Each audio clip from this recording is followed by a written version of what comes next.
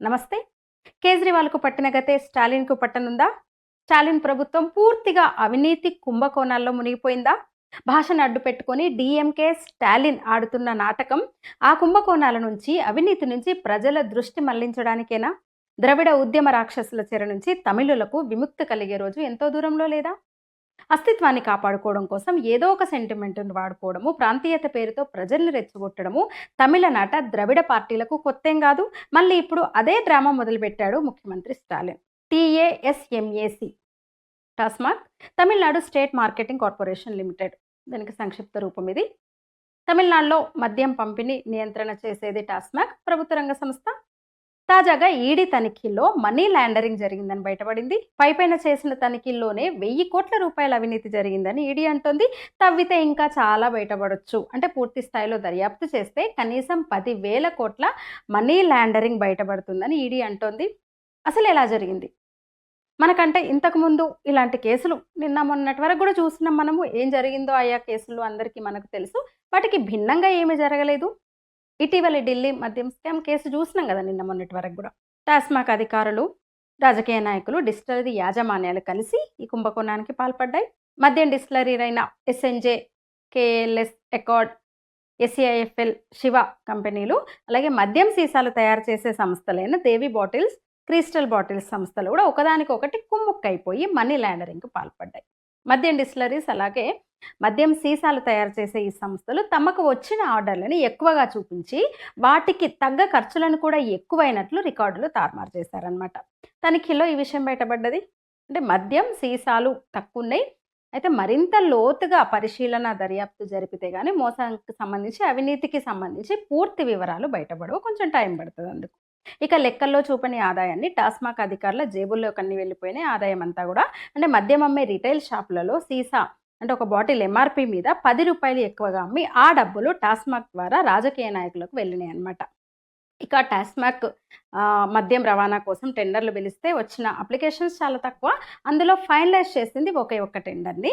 అయితే ఆ టెండర్ వేసిన అతను టెండర్ ముగింపు తేదీలోగా కట్టాల్సిన సెక్యూరిటీ డిపాజిట్ని డీడీ రూపంలో చెల్లించాలి.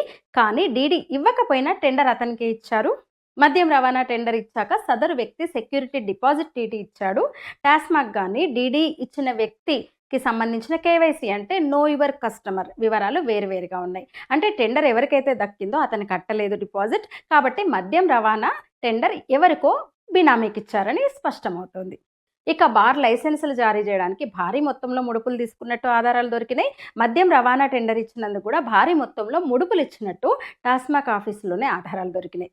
ఇక ఎస్ఎన్జే డిస్టిలరీ మార్కెటింగ్ ఖర్చుల నిమిత్తం అంటూ 20 కోట్లు డీఎంకే పార్లమెంట్ సభ్యుడికి చెందిన ఒక సంస్థకి చెల్లింపులు చేసినట్టు కూడా ఆధారాలు లభ్యమైనాయి. మొదటి రికార్డులో 20 కోట్లు చెల్లించినట్టు రాసి ఆ తర్వాత దాన్ని కొట్టివేసినట్టుంది. దాన్ని ఈడీ గుర్తించింది. ఇక బార్ లైసెన్సులు ఇవ్వడానికి నిబంధనలు పక్కన పెట్టి పూర్తిగా అంటే లంచాలు తీసుకొని ఇచ్చినట్టు కూడా ఆధారాలు దొరికినాయి, సాక్ష్యాలు దొరికినాయి. ఇక బార్ లైసెన్స్ ఇచ్చిన వారికి జీఎస్టీ లేదా పాన్ నెంబర్స్ లేవు, కనీసం కేవైసీ వివరాలు కూడా లేవు. కానీ బార్ పెట్టుకోవడానికి లైసెన్స్ ఇచ్చేశారు. ఇక డిస్టిలరీకి భారీగా ఆర్డర్లు ఇచ్చినందుకు టాస్మాక్ అధికారులకు కూడా భారీగా ముడుపులు ఇచ్చినట్టు ఆధారాలు దొరికినాయి. టాస్మాక్ ఏటా 100 కోట్లు అదనంగా చెల్లిస్తూ వస్తున్నది మద్యం రవాణా సంస్థకి. అంటే చెల్లింపులు రవాణా సంస్థకి అదనంగా చేసినా అవి తిరిగి టాస్మాక్ అధికారులకే వెళ్ళినాయి. సో తమిళనాడులో మద్యం రిటైల్ షాపులు ప్రభుత్వమే నిర్వహిస్తుంది. మద్యం షాపుకు పేరు ఉండదు, కేవలం టాస్మాక్ వైన్స్ అనే ఉంటుంది ప్రతి షాపుకు. వాటిలో పనిచేయడానికి ఉద్యోగులను కూడా సంస్థ నియమిస్తుంది. ఉద్యోగుల బదిలీ, ప్రమోషన్స్ పేరుతో కూడా లంచాన్ని ముడతాయి. దీనికి అందులో కొంత రాజకీయ నాయకులకు వెళ్తాయి. ఇది అసలు వ్యవహారం అన్నమాట. ఇక ఈడీ ప్రాథమిక విచారణ కోసం మొత్తం 24 ప్రాంతాల్లో, ప్రదేశాల్లో తనిఖీలు చేసింది. బోగస్ కంపెనీల వివరాలు ఇందులో బయటపడ్డాయి. పూర్తిగా విచారణ జరిగాక మరిన్ని సంచలన విషయాలు వెలుగులోకి వచ్చే అవకాశం ఉంది. తమిళనాడులో బాగా అవినీతి జరుగుతోంది, స్కాములు జరుగుతున్నాయి, అక్రమాలు జరుగుతున్నాయని గతంలో అంటే కొన్ని రోజులుగా, కొన్ని నెలలుగా అన్నామలై విమర్శలు చేస్తూనే వస్తున్నారు, ఆరోపిస్తూ వస్తున్నారు. ఇక స్టాలిన్ ఈ తమిళ భాష ఉద్యమం మొదలుపెట్టిన నుంచి కూడా ఆయన ఇదే మాట అంటున్నారు. స్టాలిన్ డిఎంకే అలాగే స్టాలిన్ ప్రభుత్వం రాజకీయాలు చేస్తుంది. 1965 నుంచి కూడా పార్టీలు ఇవే రాజకీయాలు చేస్తున్నాయని ఆరోపించారు. అంటే అర్థమైంది కదా, కొన్ని రోజులుగా హడావుడి చేస్తున్న స్టాలిన్ టాస్మాక్ స్కామ్ నుంచి ప్రజల దృష్టిని మళ్లించేందుకే ఈ నాటకాలు ఆడుతున్నానని. ఇక వరుసగా ప్రాంతీయ పార్టీలు అవినీతి కుంభకోణాల్లో మునిగిపోతున్నాయి మనం చూస్తున్నాము. కాంగ్రెస్ అయితే జాతీయ పార్టీనే అయినా దేశ రక్షణ విషయంలోనే కూడా లెక్కలేనన్ని, దిద్దలేనన్ని తప్పులు అవినీతికి పాల్పడింది. సిపిఐ, సిపిఎంలని ఆ పార్టీ పెంచి పోషిస్తూ వచ్చింది ముందు నుంచి కూడా. సోవియట్ రష్యా, చైనా మానస పుత్రికలు సిపిఐ, సిపిఎంలు. సోవియట్ యూనియన్ విచ్ఛిన్నం గురించి అడిగితే పెట్టుబడిదారీ సామ్రాజ్యవాద అమెరికా కుట్ర అంటాయి, కానీ తమ సిద్ధాంతంలో లోపాలున్నాయని ఆ పార్టీలు ఒప్పుకోవు. అదే పెట్టుబడిదారీ సామ్రాజ్యవాద దేశాలు చైనాలో పెట్టుబడి పెట్టడాన్ని మాత్రం తప్పుపట్టవు. ఈ వీడియో నచ్చితే లైక్ చేయండి, షేర్ చేయండి, నా ఛానల్ సబ్స్క్రైబ్ చేయండి. ధన్యవాదాలు.